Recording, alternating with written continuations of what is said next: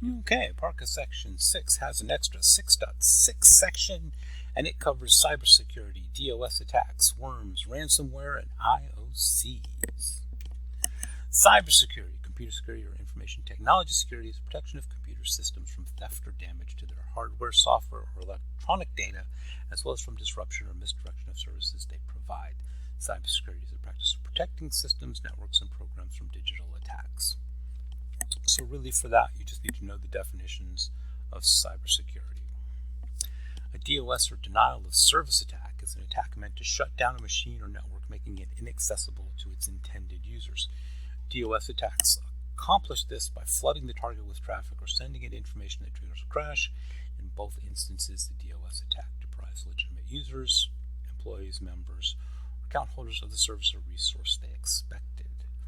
Though DOS attacks do not typically result in the theft or loss of certificate information or other assets, they can cost the victim a great deal of time and money to handle. DOS attacks are, unfortunately, the most common type of attack against a hospital network. There is already somebody who's aggrieved with their experience at the hospital. Maybe they didn't have a good time in the emergency room, and they become upset, and if they have any amount of computer skills, they will launch a DOS attack against the hospital website or the hospital network.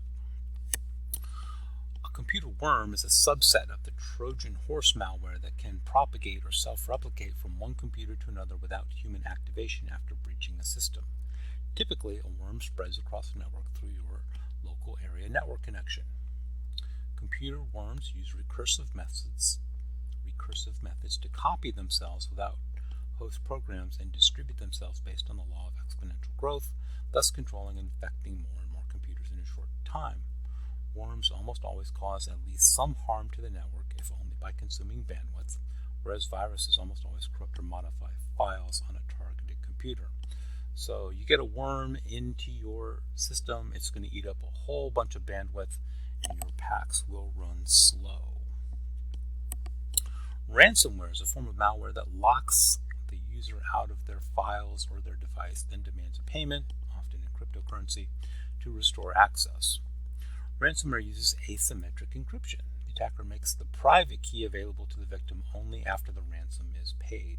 Without access to the private key, it is nearly impossible to decrypt the files that are being held for ransom.